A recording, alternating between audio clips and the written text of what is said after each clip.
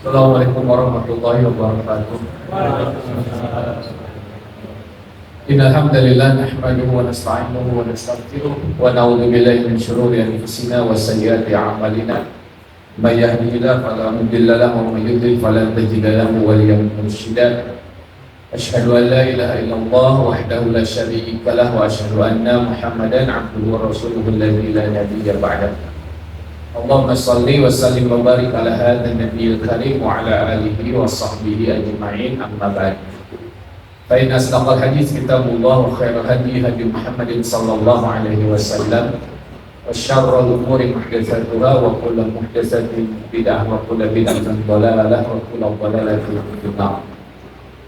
Ikhwati iman rahimani rahimakumullah. Alhamdulillah segala puji milik Allah yang bersamakan kita di malam hari ini, di malam yang kelima insyaallah di bulan Ramadan 1447 Hijriah.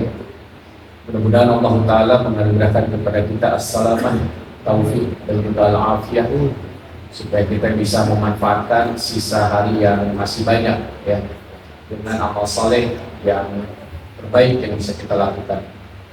Salawat dan salam semoga senantiasa terlimpah curahkan kepada Uswatun Alam Nabi Muhammad sallallahu alaihi wasallam. Semoga sampai kepada kerabat, para sahabat, para pengikutnya yang tunduk taat patuh pada risalah yang dibawanya. Semoga kita semua termasuk di dalamnya. Semoga Allah Ta'ala senantiasa memberikan kekuatan, kemampuan kepada kita semua untuk bisa terus-menerus berupaya memantaskan diri menjadi hamba-hambanya yang solih, yang solihah, umat nabinya yang bermutaba'ah kepada sunnah-sunnahnya. Dan Allah berikan keistiqomahan kepada kita semua untuk bisa tetap teguh berada di jalan tersebut, khususnya di bulan Ramadan ini ya. Mudah-mudahan kita menjadi orang-orang yang faizun, orang-orang yang menang, bukan semangat di awal, karena Ramadan itu bukan untuk para sprinter ya, tapi Ramadan itu untuk para peserta maraton ya, sebagaimana kata Nabi sallallahu alaihi wasallam, innamal a'malu bil khawatim. Amal itu tergantung penutupnya, bukan tergantung awalnya. Kita bisa saksikan apalagi malam pertama godaannya Persib ya. Ada malam kelima godaannya Persib ya. Mereka yang menonton Persib fix ya, no debat adalah loser, orang-orang yang kalah ya.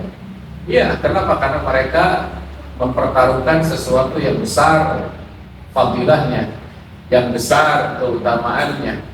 Bahkan kata Nabi, man shalla ma'al imam hatta yansharif kutiba lahu sholatal lail. Barang siapa yang sholat bersama imam sampai tuntas ya, jadi tahu kepikiran kepada ibunya sama orang kosong tahu kepikiran ya, balik kan tinggalin benda detik ayat keluar muncul deh. Tapi ya begitulah godaan setan ya, ternyata setan di rumah dari kalian, setan di rumah ya, setan di rumah Persib sampai apa ya. Iya, begitu Pak ya, godaan syahwat itu luar biasa ya. Makanya beruntung Bapak Ibu ya, yang sampai detik ini walaupun dalam kondisi cuaca yang hujan yang berkah ini dari Allah Ta'ala sebagai penambah ujian, maka ketika kita berhasil menerobosnya, maka insya Allah pahala besar sedang menunggu kita insya Allah. Amin ya Allah ya Rabbal Alamin. Bapak Ibu rahimani rahimakumullah, sering kita mendengar bahwa saum itu la'allakum tattaqun ya, supaya kita menjadi orang yang bertakwa ya. Kata la'alla dalam bahasa Arab itu disebut sebagai kalimat taroji. Taroji itu harapan. Tadi ulah dibalik Pak, bukan roh haji ya. Taroji ya. Beda antara roh haji dengan taroji. Jauh melampaui bainas sama'i wal ardh. Jauh antara langit dan bumi. Taroji itu harapan. Kalau roh haji itu rohnya Pak Haji. Yang taroji itu harapan. Harapan ini ada dua. Ada harapan yang mungkin terjadi dan ada harapan yang pasti terjadi ya. Kalau harapan yang mungkin terjadi itu ketika harapan itu diucapkan oleh manusia. Contoh seperti Fir'aun misalkan ya.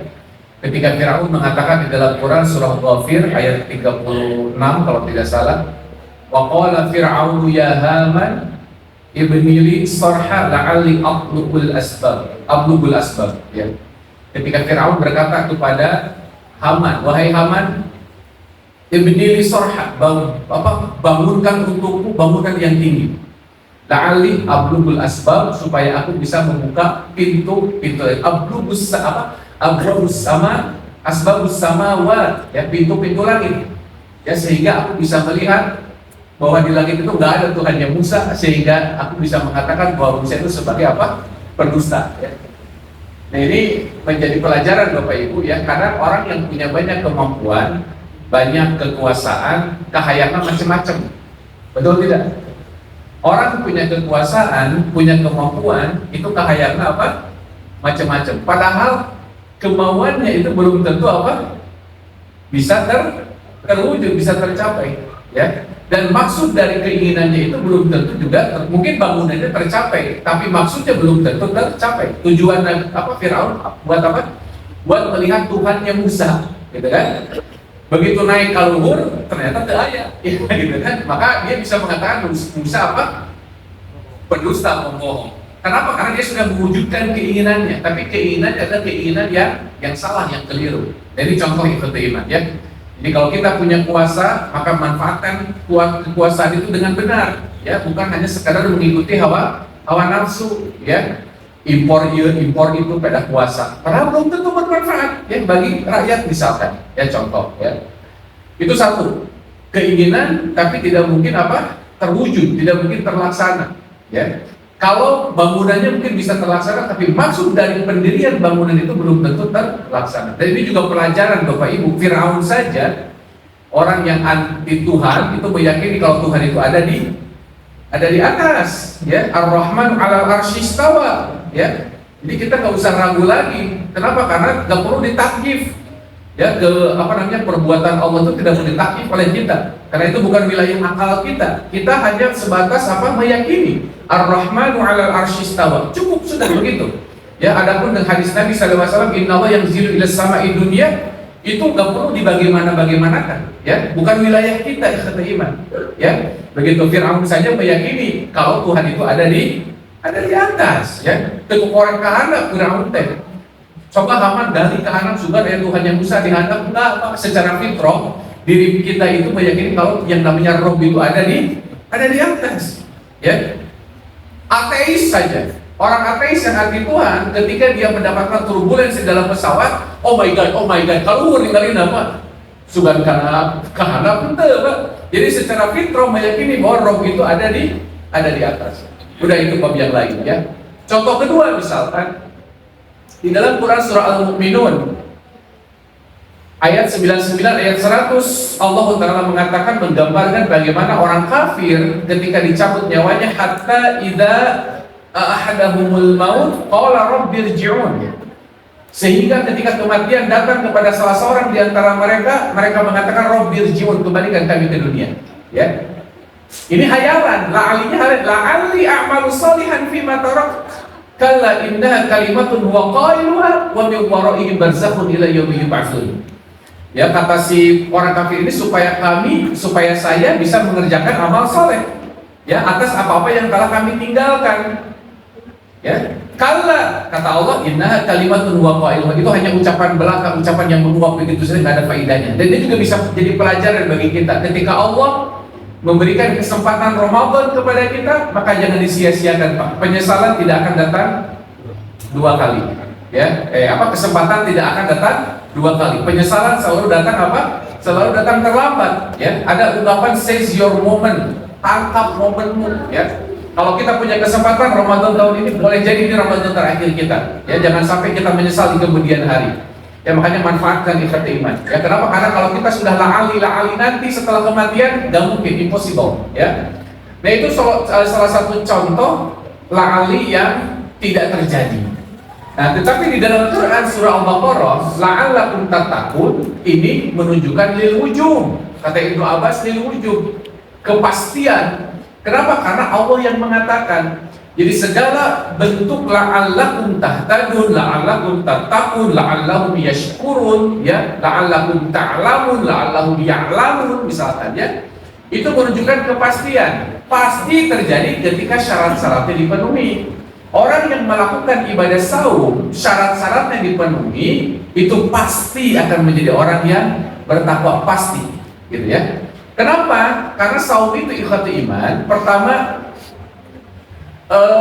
pertama mendidik diri ya supaya mampu mengendalikan syahwat, ya, mujahadatan nafs, ya, bermujahadah, ya, mengendalikan diri dan juga menekan syahwat. Saum itu mengajarkan itu. Bagaimana tidak, coba Bapak Ibu ya, ketika Bapak Ibu mau melakukan maksiat itu tertahan dengan saum, betul tidak? Ya, cuman ada yang terbawa setelahnya, ada juga ketika sedang saum saja. Banyak di antara ibu yang mau menggibah, misalnya tertahan pas siang hari mah, ya, kau makan lagi bah ayeuna atau kami disuka, misalnya, ya, ditunda. Tapi setidaknya ketika sedang saum, dia tertahan, ya. Atau ayeuna keur tarawih kan dari mana sih sebenarnya? Ya, bisa jadi, ya. Nah, artinya saum ini memang punya fungsi apa? Mengendalikan diri. Yang kedua, fungsi saum itu tuhaqqiqu muraqabatullah, memperkuat perasaan dilihat, ditatap, diawasi oleh Allah Ta'ala, ya.